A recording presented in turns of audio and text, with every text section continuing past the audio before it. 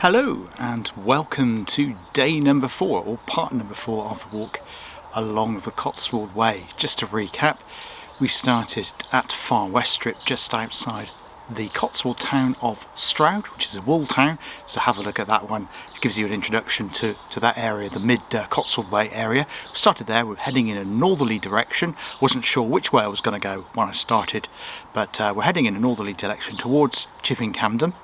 When I've completed the route to Leckhampton, I'll then be restarting at Far West Strip and then working my way down towards the Roman city of Bath. But today, day 4, we're back in Birdlip. Remember at day 3 we finished in Birdlip. I did a little photo montage.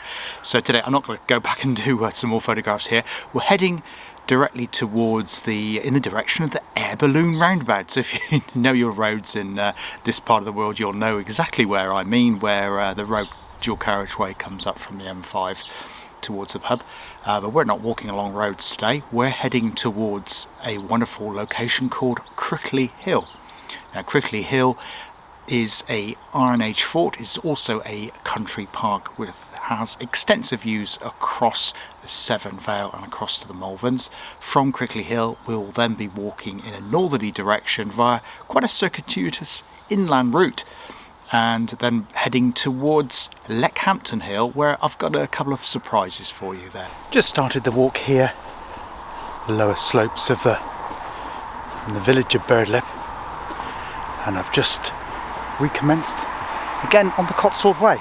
So we're now walking to Crickley Hill.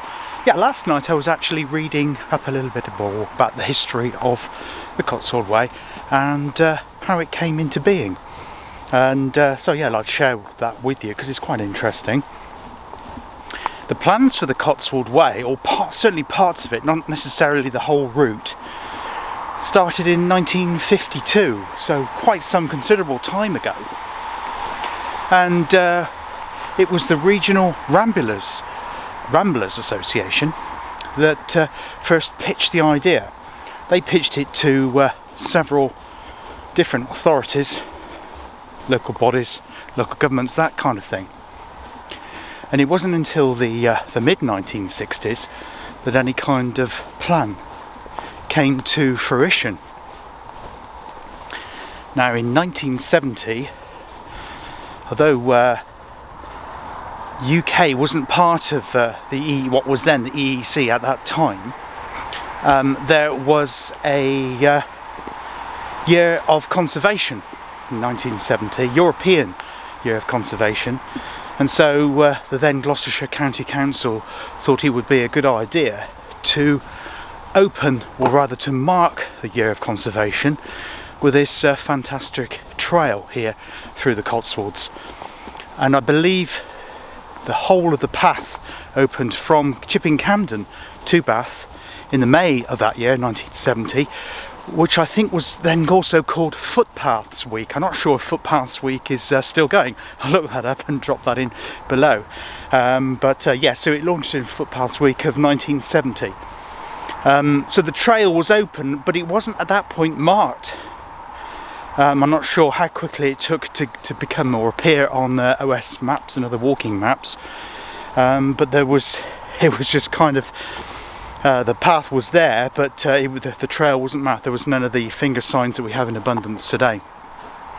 But from 1970 to 1975, an intensive piece of work, voluntary work I may add, by the Cotswold Conservation Volunteers Association put up a lot of the finger posts that you see. Now, when in 2007 the Cotswold Way became a national trail, it then attracted some more funding, and that's when the designation changed from the yellow and white dot that we've seen on our route to the familiar acorn, which is a symbol of all the national trails throughout the UK. And then waymarking completely was completed, although as we've seen in a couple of places, there does seem to be signs and finger posts missing, or where there should be, where there's junctions of paths. It could be a little bit clearer, but generally speaking it's a very well marked trail.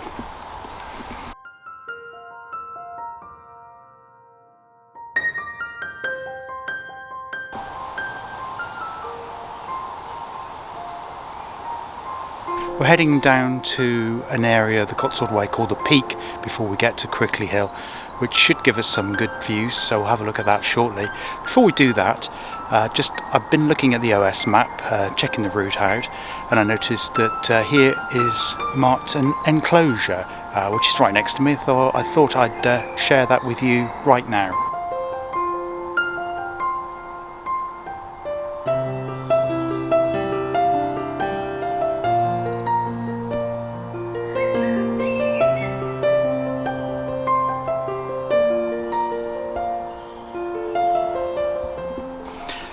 So it's a former enclosure there, iron engine enclosure, and if I get some more details on that I'll put that up on the screen. So now we're heading towards the peak. Just bumped into some people there out on a early morning stroll that they've done the walk through to Leckhampton, so I just told them about my YouTube channel as well. They seemed quite interesting what I was doing with the old filming there. Woodland here is quite open, so I thought I'd do quick spin round. There is a little road off to one side, so you might pick up some traffic, and further away of course you've got the dreaded 417, as I said, running down to Swindon, very busy road, so sorry about that in the background, but we'll be moving away from that as we continue throughout today.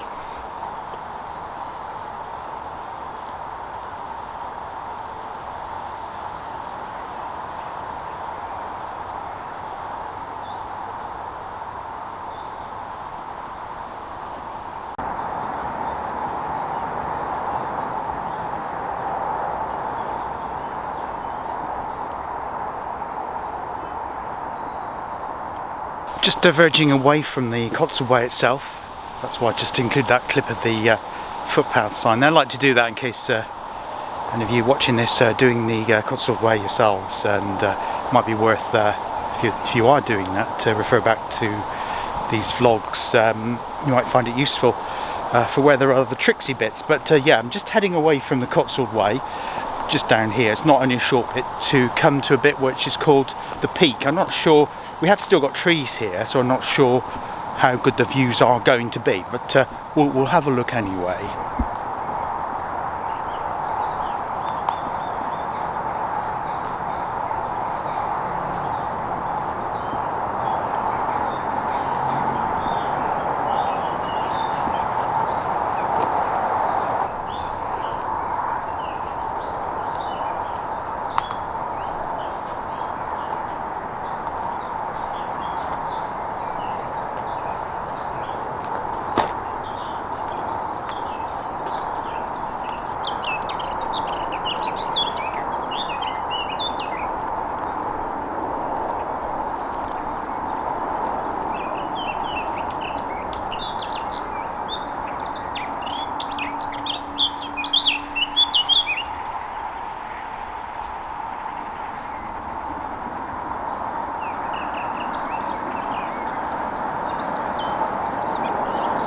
We're at the peak now, and I just put the old telephoto lens on and zoom in on some different aspects. Rather than talking about it, I'll just stuck up a couple of subtitles at this point, but yeah, hope you enjoy it.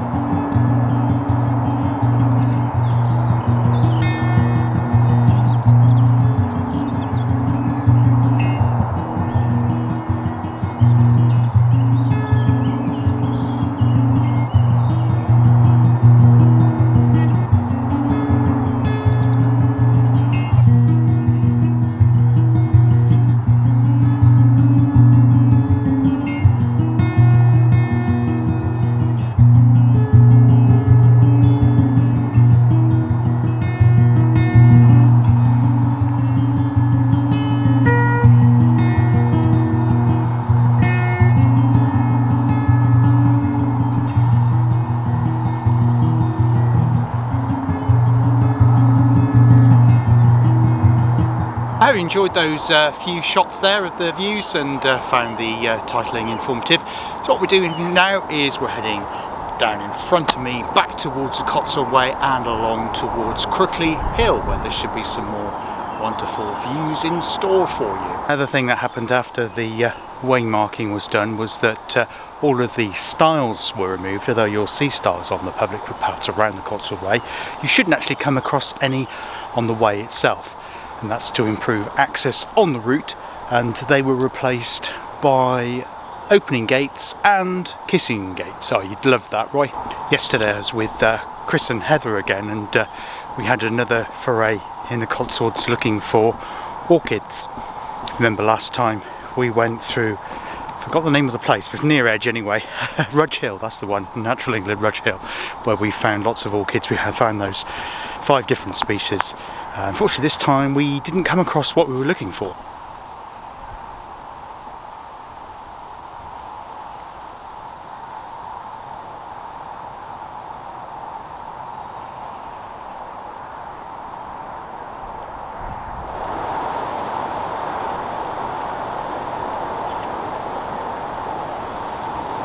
A heavy rain last night, and just noticed that the sun's come out. It was quite a dark start this morning and gloomy, so I brought my raincoat with me.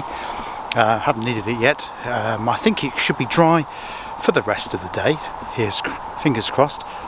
And what I was saying was that we didn't find any orchids. I managed to get some photographs that I did take yesterday, which I'll just drop in round about here. There's a couple of funny ones I took up at Leckhampton Common, which is National Trust common. Actually, it's public common land that is managed by the National Trust, and farmers and landowners thereabouts exercise cattle on it.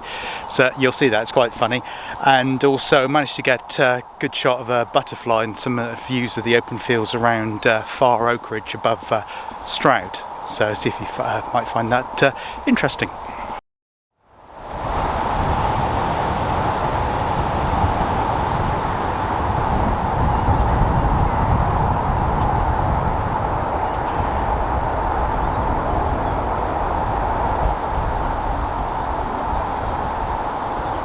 Ahead of me is just a car park viewing platform called Barrow Wake. Now I was reading in the guidebook last night just before starting out this morning that there is a conservation memorial there to somebody whose name escapes me, and you do have to come off the trail to see that, and there's also a topograph there. So what I'm thinking of doing is because I'm conscious of the time today, because we've got a fair bit of walking to do, I'm going to head on to Crickley Hill, but when I'm walking backwards towards where I've parked my car today in Birdlip, I will film that, see what I can see in that area. But we're going to press on now to Crickley Hill, and if I do take any shots at Barrow Wake for the topograph and the conservation memorial, I will insert them here. Now got great views across to Crickley Hill where we're headed shortly. I'll just pan around so you can see those.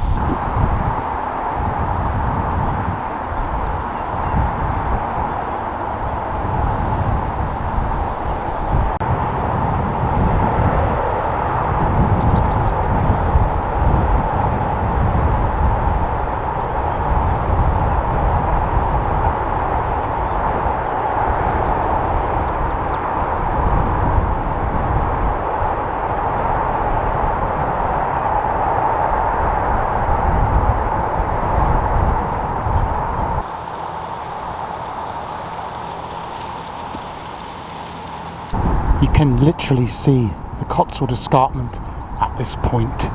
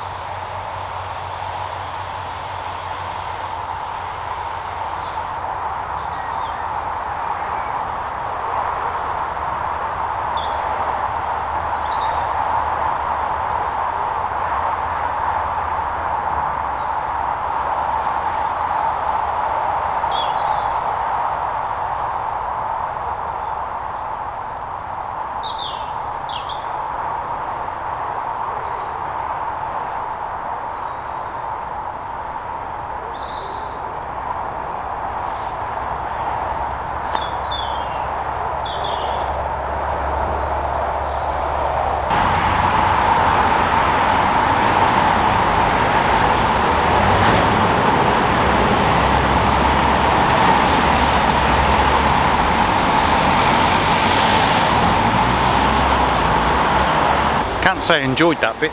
Have to cross over 2 busy roads, the 417 as it approaches the air balloon.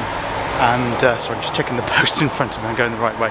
And also the busy dual carriageway road coming off the M5 up to the air balloon roundabout is very, very tricksy there. So if you're coming this way, be very careful of that and allow some significant time to cross the road. Just pray that you've got a considerate motorist that will allow you to cross, as indeed happened to me. But watch out that there's no other cars around when you do so. So be very, very careful of that.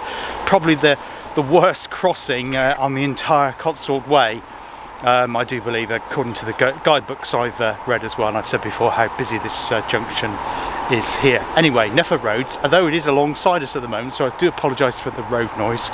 We are now heading into Crickley Hill, now on the Crickley Hill Country Park. I'm not sure, I'm a bit confused, I'm not sure whether this is National Trust land or whether it is Gloucestershire County Council, because it's a country park. So I'll put my usual yellow subtitle below to show you exactly where I am at the present time.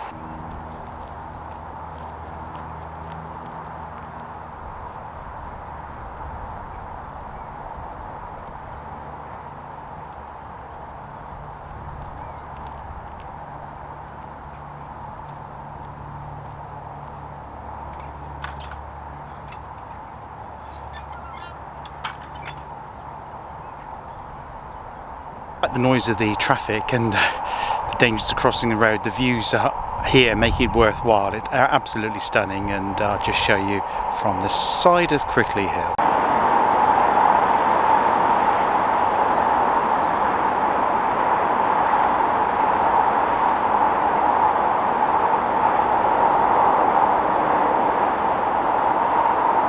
Now at the top of Crickley Hill, just to tell you a little bit about this place, I won't go into too much historical detail, but this is no exaggeration to state this is probably one of the most important archaeological sites in the whole of the United Kingdom. And people have lived here in prior to 7,500 BC, so we're looking at the best getting on for 10,000 years ago. So we're looking at early Neolithic people that lived here, then the people of the new Stone Age around 5,500 BC, and then there was a settlement around the time after the Romans left Britain, around about 500 AD. What you're looking at behind me is an Iron Age bank, and this is probably dating from the middle period of the time of settlement here, probably around 5000 BC. Incredible place, lots of history, lots of excavations have taken place here as well over the years. The other interesting thing to point out, there is indeed a Roman villa, so sat in the middle of those three settlements. We also had a fourth in the Roman times. That's further on down the Cotswold Way, probably about a quarter of a mile from where they are. I've not been there before, I have no idea what's in that particular area. I certainly don't expect it's going to be anything like as extent as what we saw at Great Wickham, the Roman villa there.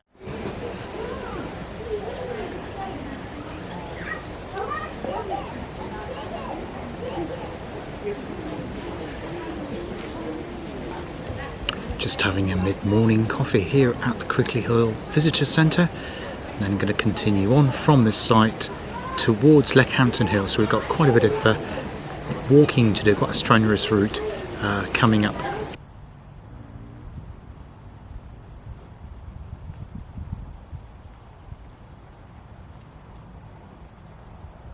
Just leaving Crickley Hill Country Park. Just also to advise that the site can get quite busy. However, it has a useful stop point because it's got toilets and a cafe there to grab coffee and ice creams, that kind of thing, and it's also got picnic tables, somewhere to sit. So that, in terms of facilities, is fantastic, but as I say, it can get a little bit busy. Cotswold Way does something really strange now. We're heading in the direction of Leckhampton Hill, where there's interesting bits and pieces. I haven't seen any signs or information about the Roman villa here, though. As I say, I didn't think it was going to be it's just marked as a site of a Roman villa, so whether there's any remains visible, it doesn't appear to be. Heading out from that sheltered bit there, it was getting a bit brighter, so I don't overexpose on the photography there. Yeah, as I was saying, there's a visitor centre at Crickley Hill. And if I get a chance, if it's open on the way back when I'm walking back to the car, I will explore that, and if there's any interest, snippets, I'll drop them in as subtitles below.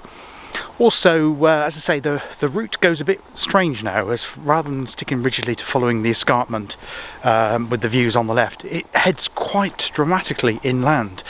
I'm not too sure why that is, because there doesn't seem to be anything of obvious interest in the route. The land at Crickley Hill is actually jointly managed between the National Trust and Gloucestershire Wildlife Trust. It's co-cooperation land management here, and the facilities are very good. So yeah, it is a bit busier. There is a proper full car park, and it is close to two large urban areas of Cheltenham and Gloucester. So as I say, it does get quite busy, but it's got useful facilities, and there's lots of seats. I'm just walking past a seat now as it will come into shot as I'm passing it shortly. So there's lots of seats dotted around, which is a complete contrast to the walk I did the other day, walking up to Birdlip from where was it, Painswick Beacon, wasn't it? There's a seat on the right of the screen. Yeah, so this is a lot more well sourced in terms of facilities here, which is great, but also the downside of that means it's a bit busier as well. Not so great, but the views are outstanding, so it still makes it all worthwhile.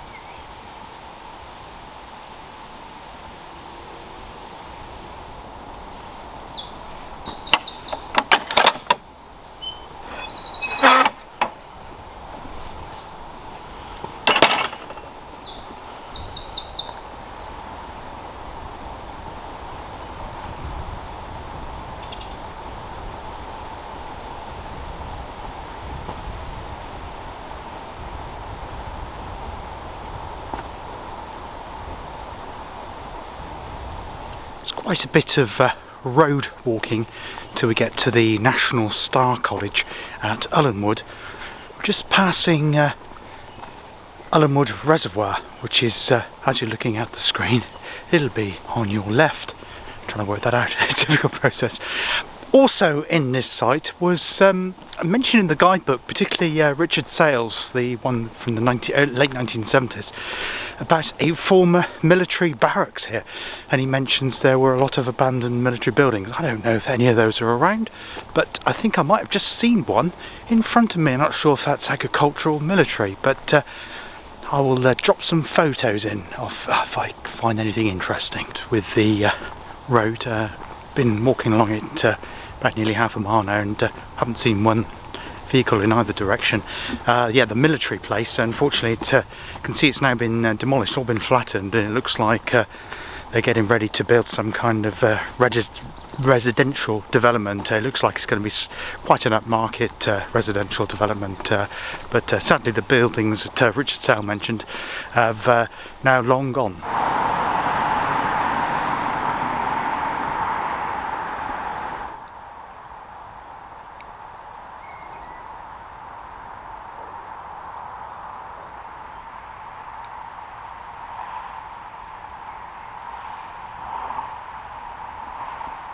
Leaving the road, the National Star College does have a cafe called Star Bistro, and it welcomes walkers here on the Cotswold Way. Unfortunately, due to COVID, it's currently closed, but it might be worth checking their website if you're doing the way to see when it reopens, because it would be it sounds like an ideal place to have a tea or a bit of cake.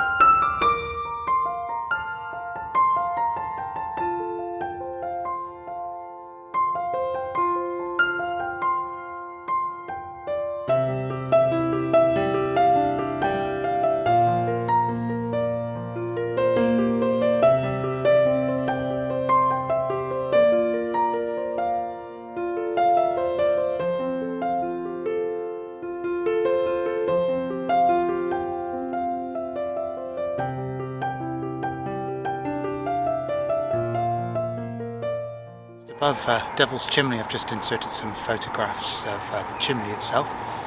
Just got a cutting here from last week's Western Daily Press regional newspaper, which covers this area. Thanks, Heather, for this. And I just see what it says about the Devil's Chimney itself and the story and fable with why it's called the Devil's Chimney. Crooked and marred above Leckhampton quarry, Devil's Chimney is a limestone rock with an unnerving tale. Geologists believe the weird forms came to as a result of differential erosion. But it's widely accepted that in the 18th century, quarrymen from hereabouts worked around the stone to create it for a laugh. An earthquake in the northern region of Gloucestershire in 1926 caused cracks to appear on the landmark. The origins of Devil's Chimney are disputed, but it gets its name from its narrow, strange shape, which resembles a chimney. Local legend states the chimney belongs to the devil, whose house is deep underground. On Sundays, the devil would sit atop Leckhampton Hill and throw stones at churchgoers to stop them from attending church.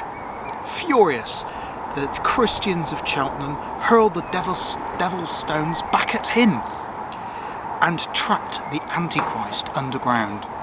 A coin would often be placed atop the chimney as payment to the devil for staying underground and not harassing the people of Leckhampton.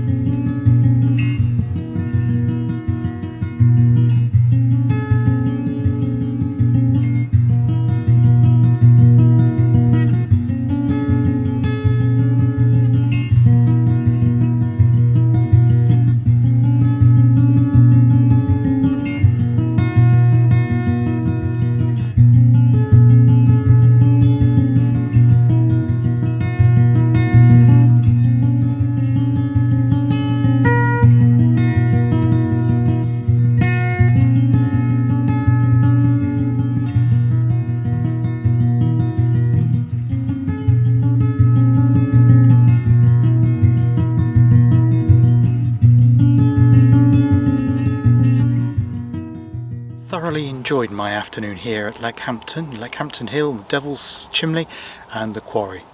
And the quarry is, should I say. Brings us to the end of today's vlog number 4 along the Cotswold Way. Hope you enjoyed the tour from Birdlip to Leckhampton Hill and the views along the way. And I hope you found a couple of the stories interesting.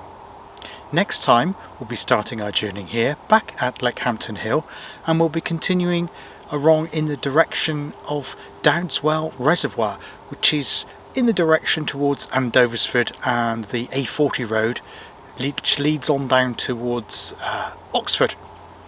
From then on, the journey will then head north, so it'll stop be going east, it'll be heading up, and then it'll be heading in the direction of Hales, Stanton, Stanway and Broadway, and then until we finally reach Chipping Camden, which will probably be on probably a vlog of 10 or 11, don't know exactly yet, but round about then, but we'll see how we go. I hope you're enjoying the sceneries.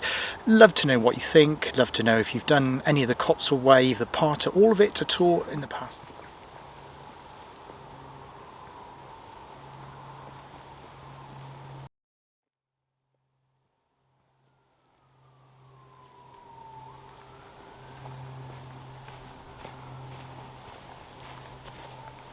Until next time here on West Country Wanderings, I wish you all well, take care of yourselves, look after yourselves, and hope to see you all again soon. All the best now. Cheers, bye bye.